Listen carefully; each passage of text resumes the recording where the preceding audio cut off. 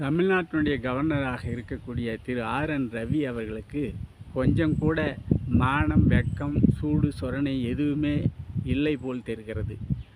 உச்சநீதிமன்றம் மிகப்பெரிய கொட்டு வைத்து தான் கையெழுத்து போட மறுத்த மசோதாக்களை எல்லாம் கையெழுத்து போட்டதாக தன்னுடைய அதிகாரத்தை பயன்படுத்தி உச்சநீதிமன்றம் தீர்ப்பளித்தது.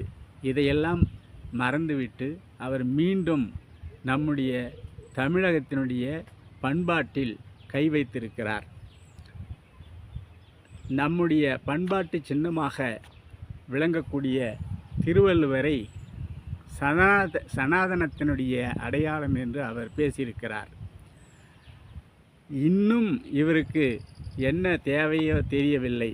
இன்னும் இந்த தமிழ்நாட்டில் தன்னுடைய மானத்தை விட வேண்டிய சூழ்நிலை இன்னும் இருக்கிறது என்று அவர் இருக்கிறாரோ என்னவோ தெரியவில்லை.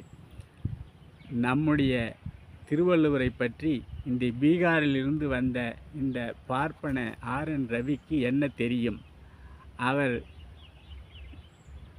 எப்படி சனாதனத்தினுடைய அடையாளமாக இருக்கிறார் என்று யாரோ சில பிஜேபியை சேர்ந்த தற்குறிகள் எழுதி கொடுக்கக்கூடிய சில விஷயங்களை வைத்து, தவறான செய்திகளை வைத்துக்கொண்டு அவர் இப்படி சனாதனத்தினுடைய அடையாளம் திருவள்ளுவர் என்று பேசியிருக்கிறார். இதற்கு தமிழ்நாட்டில் உள்ள அனைத்து தலைவர்களும் மிகுந்த கண்டனத்தை தெரிவித்து கொண்டிருக்கிறார்கள்.